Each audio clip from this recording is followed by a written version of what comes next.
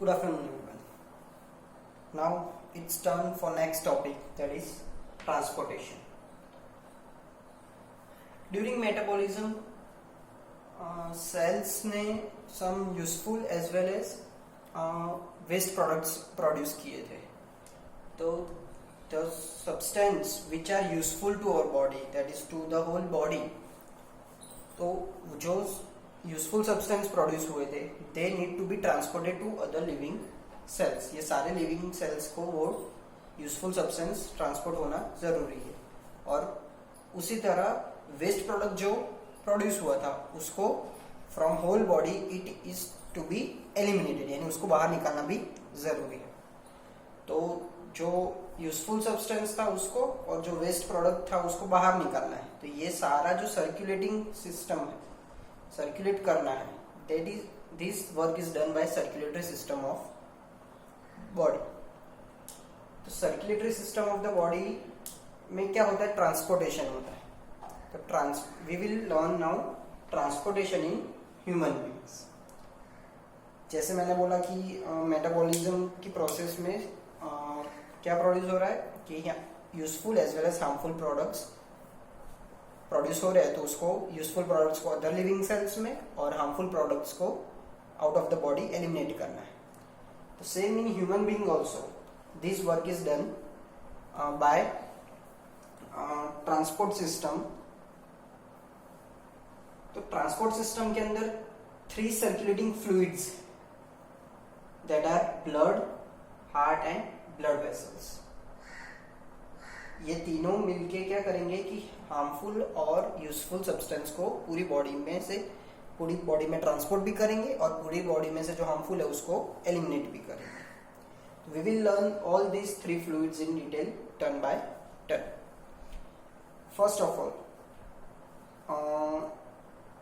मैं ये बताना चाहूंगा कि ये तीनों मिलके यूजफुल सब्सटेंस जैसे कि न्यूट्रिएंट्स है, ऑक्सीजन है वगैरह वो सब ट्रांसपोर्ट करेंगे लिविंग सेल्स में. जबकि हार्मफुल प्रोडक्ट्स कौन से है? तो कार्बन डाइऑक्साइड प्रोड्यूस हुआ, यूरिन है, ये वगैरह वो ट्रांसपोर्ट करेंगे बाहर निकालने के लिए. First of all now we will learn the function and its part components of blood. पहले तो ब्लड क्या है? तो we all know that the red fluid flowing in our whole body is blood. तो ब्लड के अंदर क्या क्या होता है? तो उसके कंपोनेंट्स है plasma, blood cells and platelets. Blood क्या करेगा? It supplies nutrients and oxygen to all the living cells. Blood क्या करेगा? ऑक्सीजन और न्यूट्रिएंट्स सारे लिविंग सेल्स को सप्लाई करेगा और पूरी बॉडी में से ऑक्सीजन और वेस्ट प्रोडक्ट्स होंगे वो कलेक्ट करेगा and it will throw it out. Now let us learn the parts. That is, first part is plasma. तो what is plasma? तो plasma ऐसा कंपोनेंट है जिसके अंदर 55% ऑफ ब्लड इज प्रेजेंट. ठीक है, प्लाज्मा के अंदर क्या होता है? 55% ऑफ ब्लड. प्लाज्मा का फंक्शन है to remove carbon dioxide and nitrogenous waste. उसका फंक्शन है कार्बन डाइऑक्साइड और नाइट्रोजनियस जो वेस्ट है उसको डिसॉल्व फॉर्म में ट्रांसपोर्ट करना. कौन से फॉर्म में? डिसॉल्व फॉर्म में. किसको? कार्बन डाइऑक्साइड और नाइट्रोजनियस वेस्ट को डिसॉल्व फॉर्म में ट्रांसपोर्ट करना. That is the function of plasma. The next term is blood cells. तो blood cells we all know that there are 2 types of blood cells, RBC and WBC. RBC का मतलब होता है red blood corpuscles and white, WBC का होता है white blood cells या तो व्हाइट ब्लड कॉर्प्यूस्कल्स. आरबीसी का फंक्शन, तो रेड ब्लड सेल है उसका फंक्शन है it is to transport oxygen to all the living cells. And the function of WBC, they are known as the soldiers of our body. यानी अगर कोई foreign enemy यानी foreign bacteria, virus वगैरह कुछ भी आता है तो उनके साथ ये WBC है, that is they are our soldiers. They will fight against them and protect us from getting ill. Then the third component of the blood is platelets. Platelets क्या है? तो whenever we get injury or wound, तो blood is flowing out from it. अगर हमें कुछ लगता है तो वहाँ से खून बहना शुरू हो जाता है, लेकिन you must have seen कि थोड़ी टाइम के बाद the blood will stop flowing out. तो ये किसकी वजह से होता है? It is due to platelets. तो प्लेटलेट्स जो होते हैं they clot the wound, यानी जहाँ पे इंजरी हुए वहाँ पे वो क्लॉट कर देगा, यानी उसको ब्लड को बाहर आने से रोक लेगा. It will stick around the wound of the body. Body के ऊपर जो वाउंड हुआ है वहाँ के आजू बाजू स्टिक हो जाएगा प्लेटलेट्स खुद ही, और वो नेटवर्क फॉर्म करना स्टार्ट कर देगा, मैसिव नेटवर्क्स फॉर्म कर देगा, ताकि ब्लड जो है it will not come out. Then again I am revising this कि प्लाज्मा का फंक्शन है to transport the carbon dioxide and nitrogenous waste in the dissolve form. Then blood cell के दो पार्ट्स है, आरबीसी एंड डब्ल्यूबीसी. तो RBC का काम है ऑक्सीजनेटेड ब्लड को कैरी करना, यानी ऑक्सीजन वाला ब्लड जो है वो पूरी बॉडी में कैरी करेगा. और WBC they are the soldiers, they will fight against our foreign enemies. While platelets, तो it clots the wound, यानी इंजरी अगर हुई है तो उसको क्लॉटिंग करना प्लेटलेट्स का काम है. Now we will move towards blood vessels and its components. Blood vessels have three components. They are arteries, veins and capillaries. Now first of all we will know the characteristics of arteries and its function. Arteries में they have thick, muscular and elastic walls. Arteries के अंदर उसकी characteristics क्या है कि उसके जो walls जो होते हैं thick, muscular and elastic, and they carry blood. वो अपने अंदर ब्लड कैरी करेंगे at high pressure. High pressure के अंदर they will carry.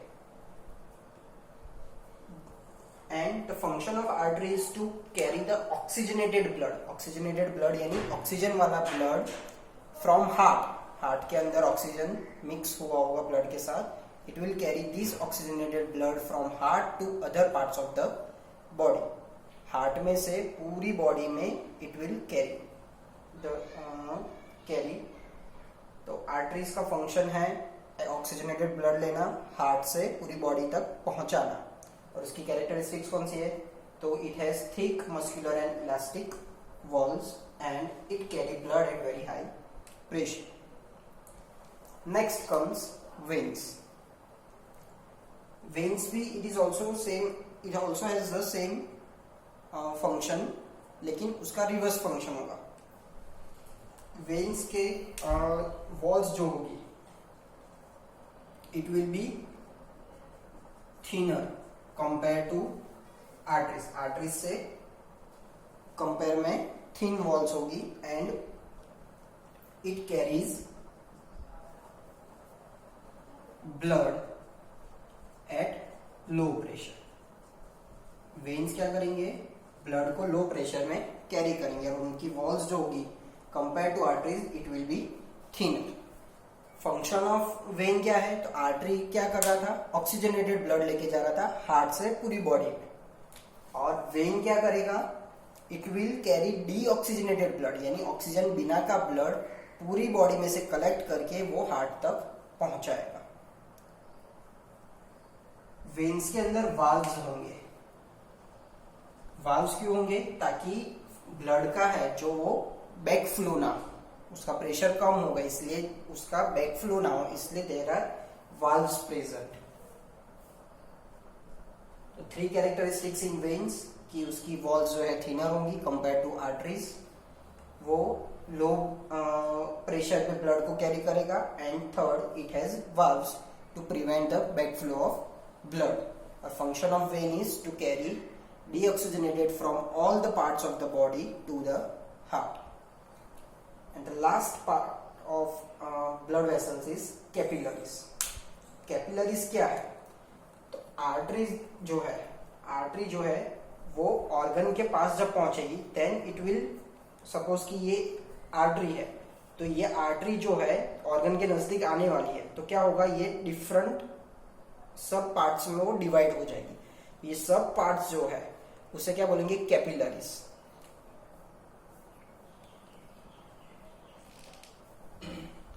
Walls of capillaries are only 1 cell thick. उनकी वॉल्स कैसी होंगी, 1 सेल थिक होगी, और उनके पास भी वाल्व होगा to prevent back flow of blood. ठीक है। और function of capillary is to help in exchange of materials between blood and the surrounding cells. Cells और ब्लड के बीच में एक्सचेंज करवाना वो कैपिलरीज का काम है।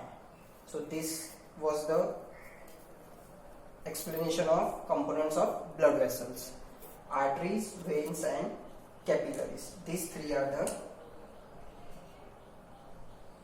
components of blood vessels. Now we will study heart in detail. So I have drawn here the cross-sectional diagram of our human heart. It is the organ which pumps the blood into the blood vessels. Heart ऐसा organ है जो blood को pump करेगा into the blood vessels. Okay? Its size is as big as our fist. हमारी मुट्ठी जितना है. It is as big as our fist. It comprises of 4 chambers. Human heart में 4 chambers है. First upper chambers and second lower chambers. 2 upper chambers होते हैं और 2 lower chambers.